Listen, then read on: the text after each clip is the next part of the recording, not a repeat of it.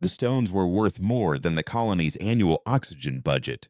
That was the first thing Warrant Officer Dara Ellison thought when the crate was cracked open in the lobby of the Aero Civic Hall, and the light caught the Verith crystals, each one a fist-sized shard of compressed solar mineral, blue-white and cold as the far side of a moon.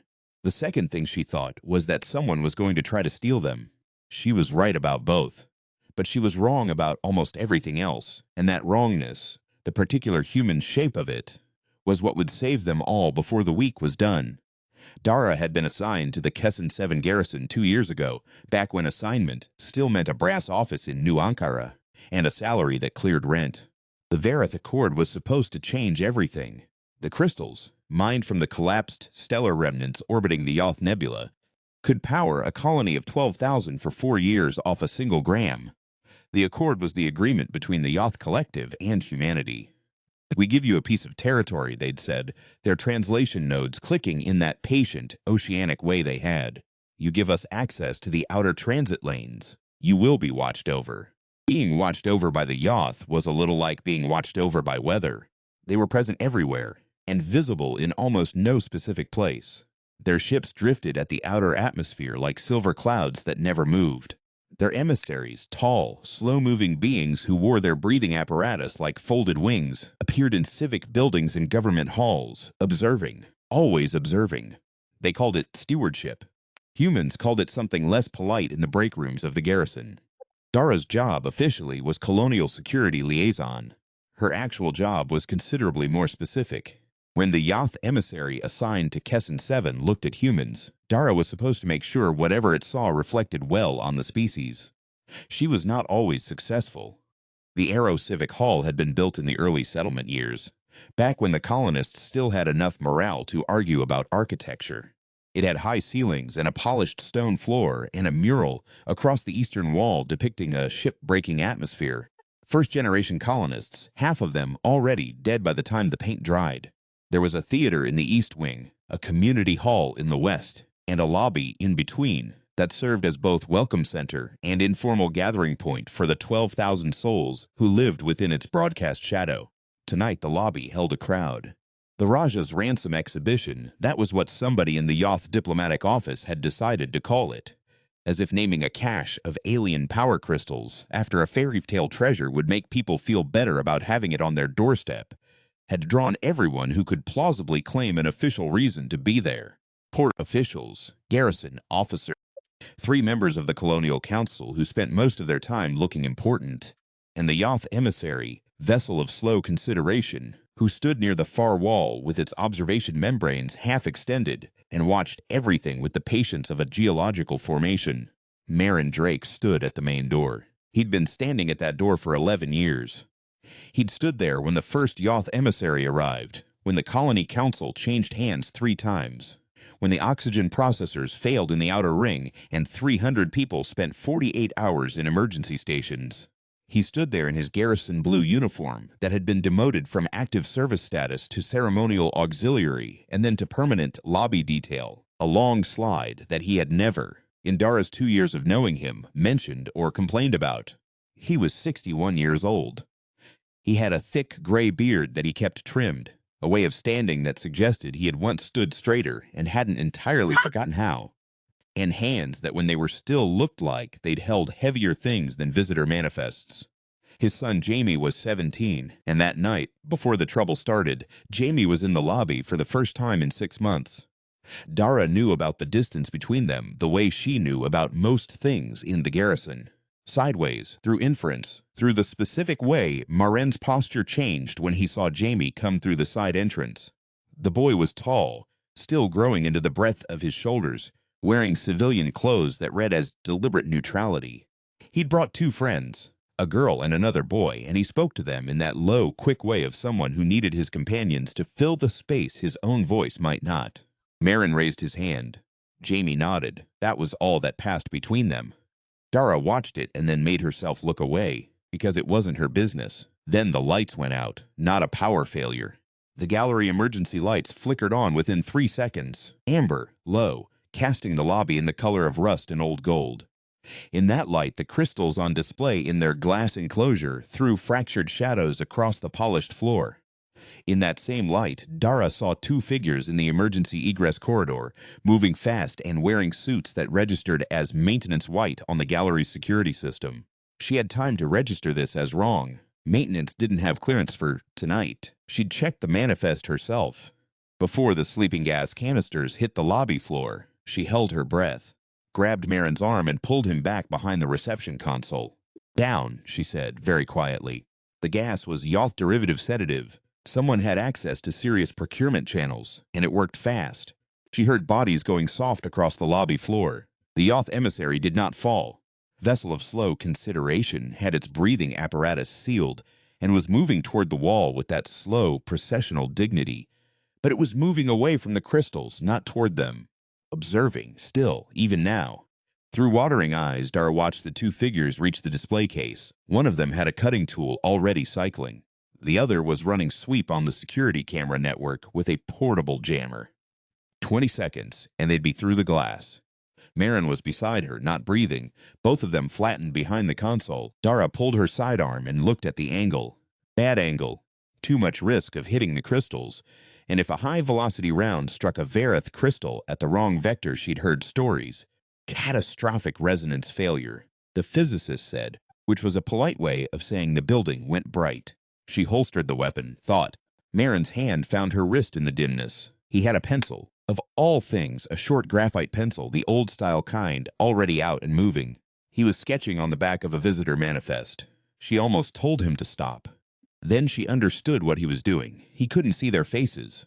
The gas was too thick, the light too bad. The masks they wore covered everything but their hands and the line of their shoulders. But Marin Drake had stood at this door for 11 years. He had watched every maintenance technician, every supply runner, every off-shift worker who'd ever passed through this lobby. He drew the way people drew when they were drawing from something other than eyes, from the repository of accumulated observation, from the particular vocabulary of bodily memory, the slope of a shoulder, the way one walked with the outside of his foot, the cant of a head under pressure. The crystals left the case. The two figures moved for the egress corridor, and in Marin Drake's hand was something that would outlast them. By the time the garrison medics cleared the gas from the lobby, and the secondary team swept the building, the thieves were gone. The crystals were gone. 3 security officers had been sedated, the gallery's electronic log had been wiped, and the portable jammer had burned out its own circuit board on shutdown. Vessel of slow consideration had still not moved from its position near the wall. Its observation membranes were fully extended now, which Dara understood to be the equivalent of an intensely focused expression. Humanity has suffered a loss, it said. Its voice came through the translation node as something mid-register and unhurried, like a cello played very slowly. This is unfortunate. The collective will note it. Will recover them, Dara said. You believe this? Yes. The emissary's membranes retracted slightly. The collective is interested in whether this belief reflects capacity or simply the characteristic human resistance to acknowledging failure. Both probably, Dara said. The membranes retracted further. She couldn't read it as approval exactly, but it was something. The garrison commander was a careful man named Obutu, who had built his career on the principle that the worst outcome was always embarrassment rather than disaster. He assembled his senior staff in the Situation Room at 020 and looked at the sketches Marin Drake had made and said, with the careful neutrality of someone choosing not to be impressed, that they were insufficient for positive identification. "They're not, sir," said Garrison Intelligence Specialist Yara, who was 24 and had graduated top of her cohort at the Analytical Academy on New Ankara. She put the sketches under the imaging scanner, pulled up the colonial registry, and began the comparison. The left figure has a right-side loading gait, a specific asymmetry in how he holds the shoulder joint when the right arm is extended under stress. That's not a common pattern. And the proportional rendering is accurate. Look at the arm-to-torso ratio. This is someone who knows how to see. "He's a doorman," Commander Obutu said. "He was a combat draftsman in the 3rd Resettlement campaign," Dara said. "Before that, he did 2 years of architectural illustration at the Ankara Institute. He's been drawing at home for 11 years, and nobody asked him to stop." The room was quiet for a moment. "Run the comparison," Obutu said. The comparison took 40 minutes. It came back with 2 partial matches. Registered port workers named Gund Ferris and Jock Teller, both currently on leave, both with prior records for contract fraud and possession of restricted materials. A third associate, a man named Schiff, who'd been apprehended trying to change a disabled patrol vehicle's tire a kilometer from the hall, was already in holding. He wasn't talking, but he had a pulse. That part required a kind of creativity that the garrison manual did not technically endorse. Dara had known a medic once who said that the human body was a liar, that people could control their faces, their voices, their body language with training.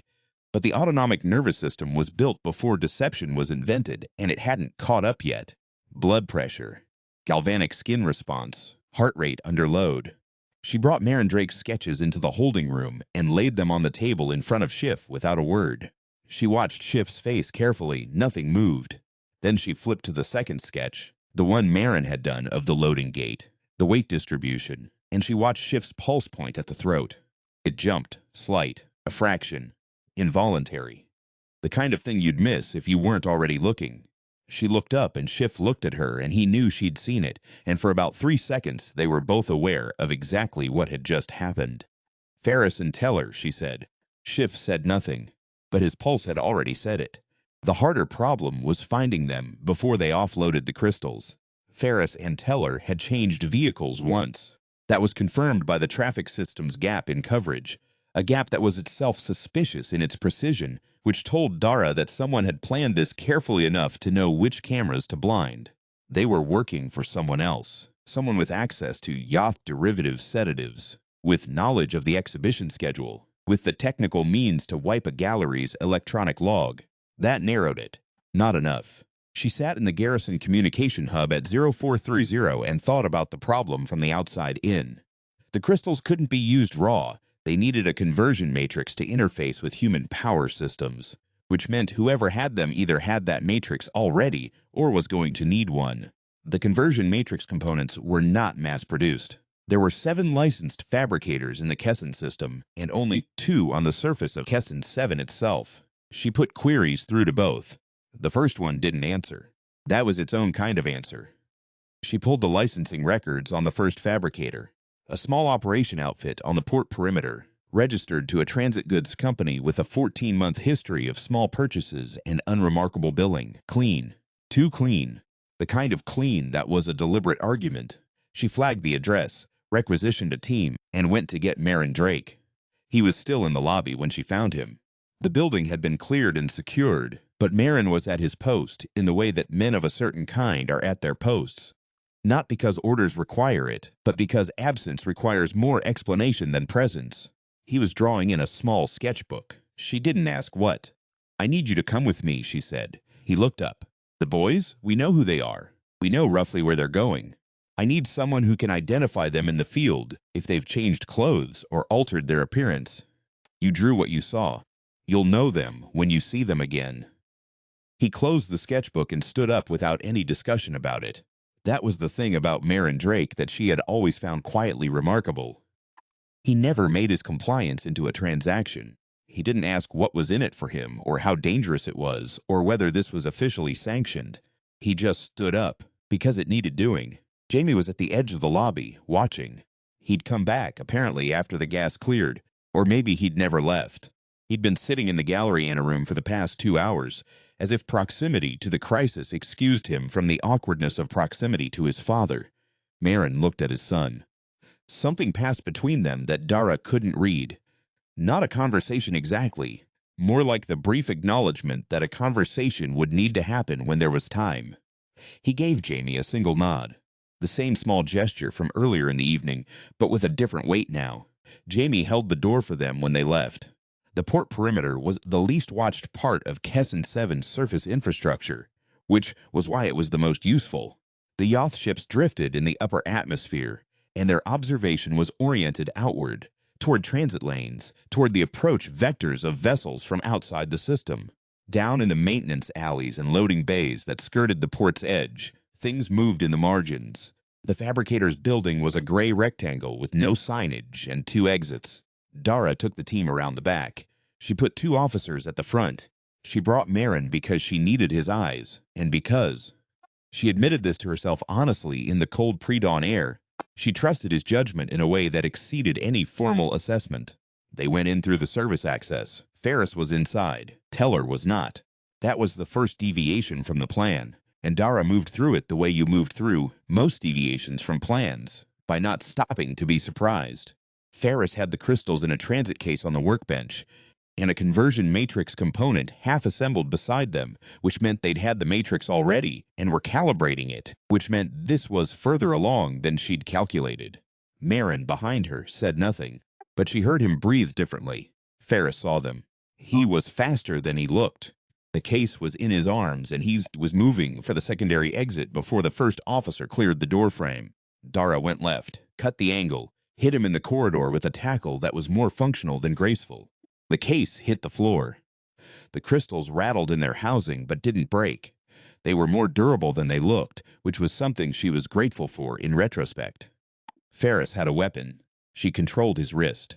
They went through the next 10 seconds in the particular compressed shorthand of physical struggle, in which what mattered was not technique, but the specific human stubbornness of not letting go, and she did not let go. Teller came in through the front. The officers took him. Schiff talked after that. Not because Dara asked him to. He volunteered. She thought it might have been the sketches. Whatever the reason, he laid out the whole arrangement. A broker operating out of the transit station in the outer ring. A buyer from outside the system who had promised enough currency to fund 3 lifetimes. The broker was already trying to leave. Vessel of slow consideration, when informed, did something Dara had never seen a Yoth emissary do. It asked a question. The individual who made the drawings, it said, what is his designation? Marin Drake. He works here. Dara paused. He's the doorman. The emissary's observation membranes extended to their full width. He performs the function of standing at the entrance and monitoring who passes. Yes. He has done this for 11 years. Yes. The membranes were very still. 11 years of observing. And in the critical moment, he observed with precision sufficient to identify the perpetrators. The translation node carried something like deliberate pause. This is a function the collective had not fully accounted for in its assessment of your species' security capability. We're full of surprises, Dara said. The broker was apprehended at the Outer Ring transit station 2 hours later, trying to board a shuttle under a transit exemption that had been forged well enough to pass 3 automated checks. It didn't pass the human one. The officer at the gate had a face she recognized from a complaint she'd flagged 6 months earlier. Suspected document irregularities, never prosecuted, and she pulled him out of the queue with the specific confidence of someone acting on accumulated suspicion rather than current evidence. She was right. He was the broker. These things happen sometimes when you put a human at a gate for long enough. The full debrief took the rest of the day. By evening, Dara was tired in the specific way of having been awake for 36 hours on a problem that required continuous judgment, which was different from physical exhaustion. It was more granular, a tiredness that lived in the decision-making parts of the brain and made the simple things feel slow. She found Marin Drake at his post. The crystals were back in their display case. The exhibition would continue for another week. The garrison technicians had repaired the security system, replaced the cameras, installed a secondary alert network that would register even a Yoth derivative sedative dispersal at the atmospheric entry point. All the sensible precautions that should have been in place before, now in place after. This was how most security worked. The commander wants to put a formal commendation in your file, she said. Marin looked at the mural across the lobby. The first-generation colonists, the ship-breaking atmosphere. He doesn't need to do that. He's going to anyway. A pause. All right. She leaned against the counter beside him. You could have a more active role, if you wanted it. There are analysis positions. I like it here, Marin said. She looked at the mural. 11 years at a door. 11 years watching who comes through it. He said it without irony or defense. You see a lot at a door. People think the door is just a threshold. It isn't. It's the first piece of information you get about who someone is, how they approach it, whether they check behind them, whether they're in a hurry, whether they're trying to look like they're not in a hurry. I've been reading people at that door since before your garrison was commissioned, warrant officer. And you just happen to be able to draw what you read. My wife used to say, I drew the world instead of talking about it. A brief pause in which his face did something private and then didn't. She died 4 years ago. I kept drawing. Dara didn't say anything because she recognized the kind of statement that didn't want a response, only acknowledgement. She let a moment pass. Jamie was here when we got back, she said. Marin nodded slowly. He stayed the whole time, both times. Another nod. She had more to say and then decided not to say it. Some distances were crossed in specific human time that no one else could accelerate. 3 days later, Vessel of Slow Consideration requested a meeting with the garrison command. This was unusual. The Yoth emissaries did not typically request meetings. They appeared at them. Dara was included in the delegation, which was also unusual. The emissary arrived at the command hall with a secondary Yoth observer she hadn't seen before, younger, if age was a concept that applied, with observation membranes that moved more quickly, a kind of attentiveness that read as eagerness in a way the older emissaries never did. The collective's internal dynamics, she had always understood, were complex in ways that human governance hadn't evolved frameworks to map. The Raja's ransom incident has been submitted to the collective's record, Vessel of Slow Consideration said. In the submission, 3 human actions were specifically cited. Commander Obutu glanced at Dara. She kept her face neutral. The first, the individual who remained conscious and made observational records rather than attempting direct physical intervention with incomplete information. This was evaluated as an appropriate allocation of existing capacity. Marin Drake, who'd pressed himself against a console in the dark and drawn 2 faces from 11 years of watching a door. The second, the application of physiological monitoring to an unwilling informant in which a single involuntary response was correctly identified and used to derive strategic information without coercion. This was evaluated as the translation node paused, as if selecting between options, characteristically human in methodology. Dara, who had watched a man's pulse jump at a piece of paper. The third, the decision to post a human observer at the transit station exit rather than relying exclusively on document verification systems, which resulted in the identification of the broker. This was evaluated as an understanding of human pattern recognition that your species does not consistently apply to its own infrastructure. Nobody said anything for a moment. The secondary observer's membranes moved in a way that Dara thought might be interest. The collective's assessment of your species' security capability has been revised, Vessel of Slow Consideration said. Not upward, precisely. Toward complexity. Obutu said with the careful diplomacy of a man who had always prioritized not embarrassing his species, "We appreciate the collective's consideration." The revision is not uncomplicated, the emissary continued. Your species has inconsistent methodology. You do not always place your most capable observers at the positions where observation is most required. You undervalue functions that appear humble.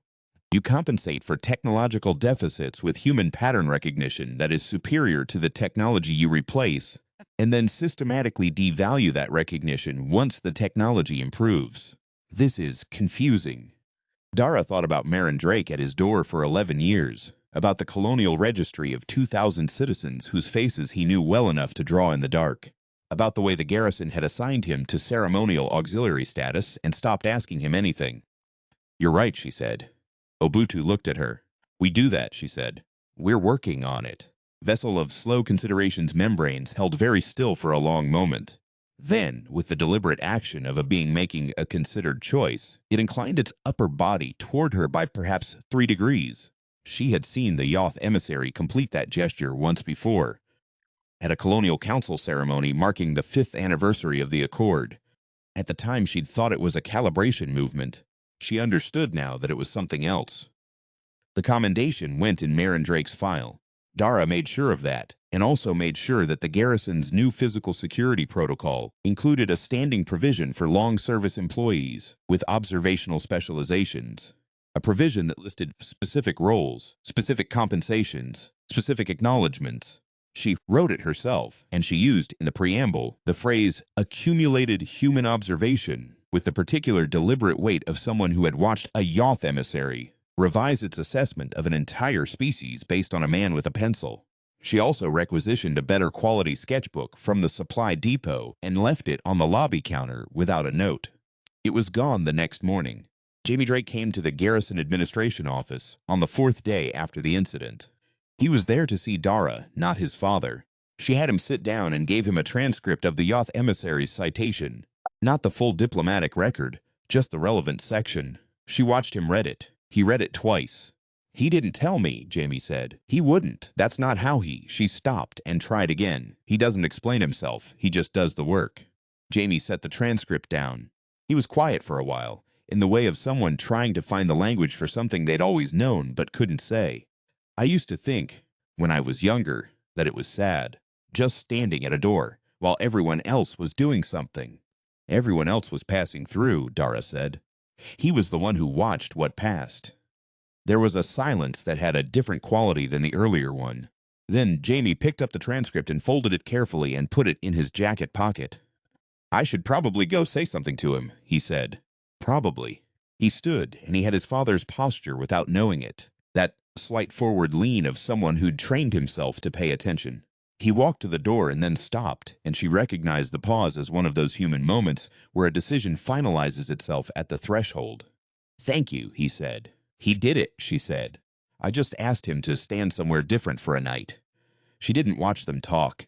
She had her own work to do. The full incident report, the broker's arraignment, the follow-up correspondence with the transit authority about document forgery protocols.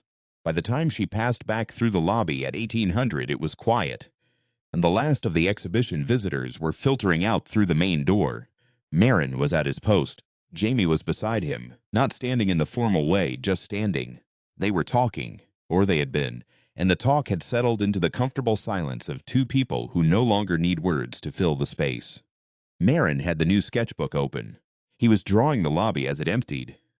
The way the light came through the high windows and fell across the mural of the first colonists, the particular quality of human presence as it dispersed toward the ordinary business of evening.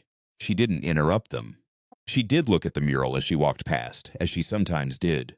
The first-generation colonists in their emergency suits, their faces turned toward the ship's portholes, toward the new world below. All those people who'd decided that the risk of going somewhere new and dangerous was preferable to staying somewhere safe and small. They had packed light, and they had brought almost nothing that wasn't necessary, and they had, nonetheless, found room for the things that mattered. The sketchbooks and the letters and the particular human insistence on seeing clearly and recording what they saw. Outside, in the high atmosphere, the Yoth ships drifted in their silver patience. They had been watching humanity for decades now. They watched the transit lanes and the power exchanges and the political negotiations. They watched, with their full observational apparatus and their superior technology and their billions of years of accumulated intelligence, and they assessed and revised and deliberated. They had in all that time never once stationed an observer at a door for 11 years and simply waited to see what passed through it. That was the difference, not power, not technology, not the particular accident of having been born on a world with high gravity and seasonal extremes that produced a species willing to endure unreasonable amounts of discomfort in pursuit of unreasonable goals. It was the 11 years. It was the pencil. It was the understanding, stubborn, unglamorous, irreducible, that observation was not passive, that paying attention was itself a form of strength, that a human being placed at the right threshold, given enough time, would learn things about the world that no instrument had been built to measure. Vessel of slow consideration had revised its assessment of human security capability toward complexity. Dara thought that was probably the kindest word for it. The crystals went back to the Yoth transit vessel a week later. The exhibition closed. The lobby returned to its ordinary function. The commendation was filed. The broker was tried and sentenced. Ferris and Teller received the standard penalties for theft of diplomatic materials, which were extensive, and were transported off Kesson 7 under garrison escort, which Marin Drake did not watch, though he knew the time of departure. The garrison's new security protocol was approved by Commander Obutu on a Thursday morning. It was a single page of clear language, and Dara had fought to keep it that way, because clear language was honest about what it was doing, and she wanted this particular thing to be honest. It said, in the first paragraph, the visual observation and pattern recognition capacities of long-service personnel represent a strategic resource that this garrison has historically underdeveloped. Going forward, the following roles and compensations are established. She sent a copy to the civilian staff manager with a note requesting that it be added to the employment files of applicable personnel. She did not send a copy to Marin Drake directly. He would hear about it in the ordinary way of institutional information. through the slow diffusion of things that matter working their way toward the people they concern. She trusted that process. She trusted him, for that matter, in the way that you trusted people who had shown you what they were capable of in a moment when nothing was asked of them except that they be themselves. The last time she saw a vessel of slow consideration before the emissary's rotation ended, it was passing through the lobby on its way to the transport bay.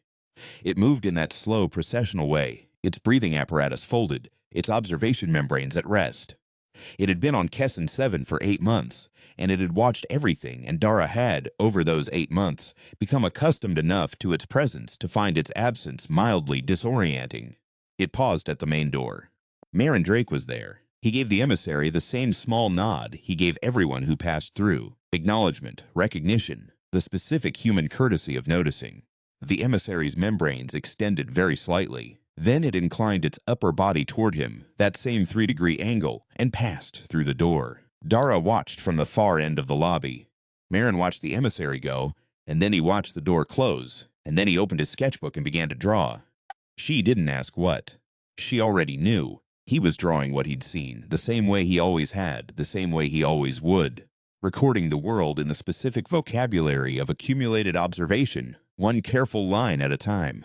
Outside the high windows, the silver ships were still there, drifting in their patient distances, watching humanity with all the technology that 4 billion years of evolution could produce. Down below, an old man with a pencil watched back. It wasn't the same kind of watching. But it wasn't lesser either. It was, in fact, exactly enough.